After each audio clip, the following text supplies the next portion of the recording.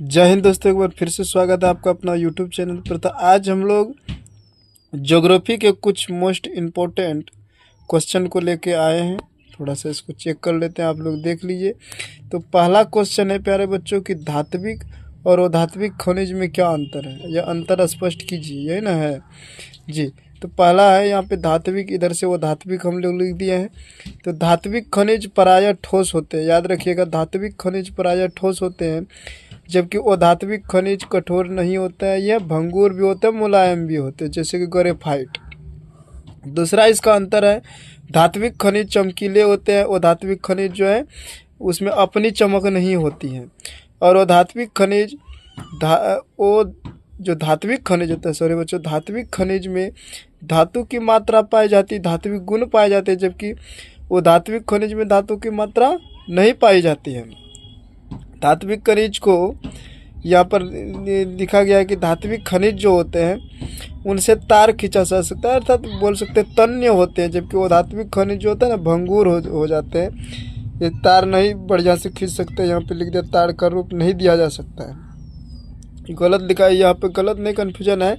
यहाँ पे लिखिएगा कि भंगुर होते हैं वो। और धात्विक खनिज विद्युत का सुचालक होता है, जो नहीं लिखा गया इसी का प्यारे बच्चों लिख दीजिएगा, ये विद्युत का सुचालक होता है, ये विद्युत का कुचालक। और क्या लिखा है, धात्विक खनिज को पीटने पर जो है आवाज़ होती है, जबकि वो धात्विक खनिज को नहीं होता है। ये अंतर था। उसके बाद नेक्स्ट क्वेश्चन जो इसका दिया गया है, यहाँ पे इसको देख सकते हैं आप लोग, कि लौह अयस्क के प्रकार के नाम को लिखना है। तो लौह अयस्क मुख्यतः 4 प्रकार के होते हैं, हेमाटाइट, मैग्नेटाइट, सीडेराइट और लिमोनाइट, ये 4 को होते हैं, आप लोग ध्यान दीजिएगा इसको। और उसके बाद है भारत में कोयला उत्पादन क्षेत्र की चर्चा की। तो भारत में कोयला उत्पादन जो है मूल रूप से झारखंड में प्यारे बच्चों सबसे अधिक है, 15% से अधिक कोयला उत्पादन होते हैं। यहाँ जो है प्रमुख उत्पादन जिलों में से हैं, ये रांची है, ये थोड़ा सा कन्फ्यूजन हो रहा है, पलामू हो गया। उसके बाद धनबाद लिख लीजिएगा, धनबाद लिख लीजिएगा, ये कन्फ्यूजन लग रहा है क्या लिख रहा है, देख लीजिएगा आप लोग, ये गलत है, धनबाद लिख लीजिए। ये सब जो है ना ये कोयला उत्पादन क्षेत्र है। नेक्स्ट क्वेश्चन को देखते हैं हम लोग। नेक्स्ट क्वेश्चन देखिए, यहाँ पे नेक्स्ट क्वेश्चन जो है करा लौह अयस्क के उत्पादन वाले क्षेत्र के नाम लिखना है। यहाँ पे देखिए, लौह अयस्क के प्रमुख उत्पादन वाले क्षेत्र प्रमुख है उड़ीसा, कर्नाटक, छत्तीसगढ़, गोवा, महाराष्ट्र, आंध्र प्रदेश तथा ये गोवा दिया गया है, 2 बार लिख दिया है। ये जो है ना लोहा उत्पादन वाले, जिसमें से प्यारे बच्चों छत्तीसगढ़ 1 नंबर पे आप लोग जानते हैं। एल्युमिनियम का उपयोग क्या क्या है, विद्युत उपकरण बनाने में, विद्युत तार बनाने में, बर्तन बनाने में, घरों की सजावटी सामान बनाने में, खिलौना बनाने में, और इसका जो उपयोग होता है जहाज का सामान वगैरह बनाने में, पाट पुर्जा बनाने में भी इसका उपयोग होता है। मशीन का भी पाट पुर्जा बनाने में इसका उपयोग होता है, लिख दीजिएगा आप लोग। उसके बाद है अबरक का उपयोग क्या है। तो अबरक विद्युत रोधक पदार्थ बनाने में होता है, यहाँ लिखिएगा, अबरक विद्युत रोधक पदार्थ बनाने में, सजावटी सामान बनाने में, तथा यहाँ पे लिखा है रंग तथा अबीरों में भी इसका इस्तेमाल होता है, औषधि निर्माण में इसका इस्तेमाल होता है। प्यारे बच्चों यहाँ पर प्रश्न दूसरा, पारंपरिक एवं गैर पारंपरिक ऊर्जा स्रोत के नाम लिखना है।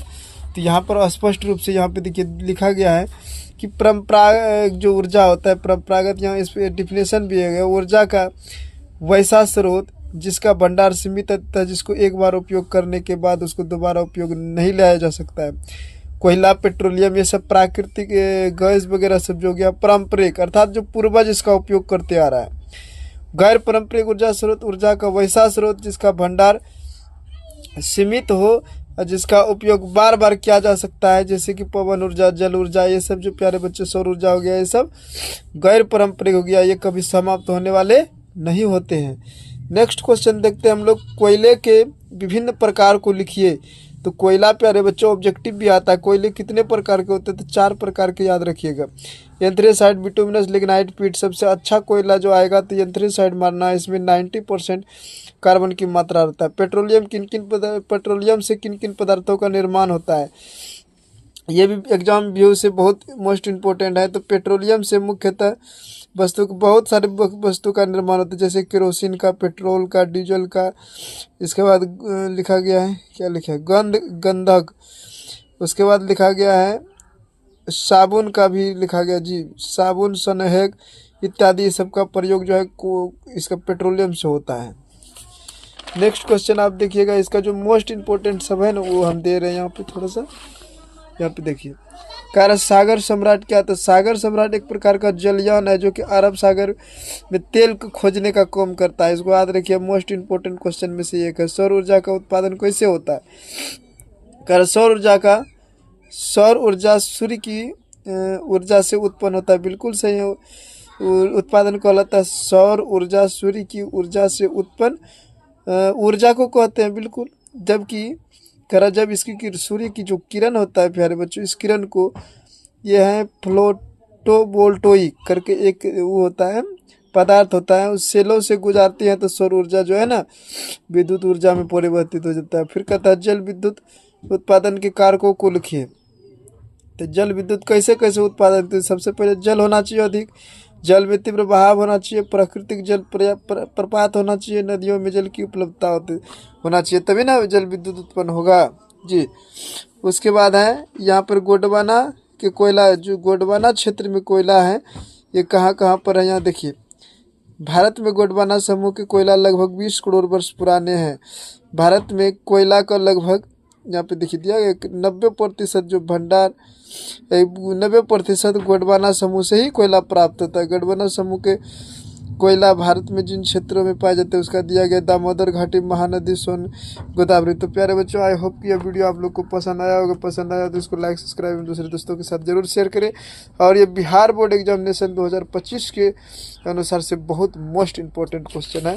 तो आज के लिए इतना है, नेक्स्ट डे फिर से आएंगे।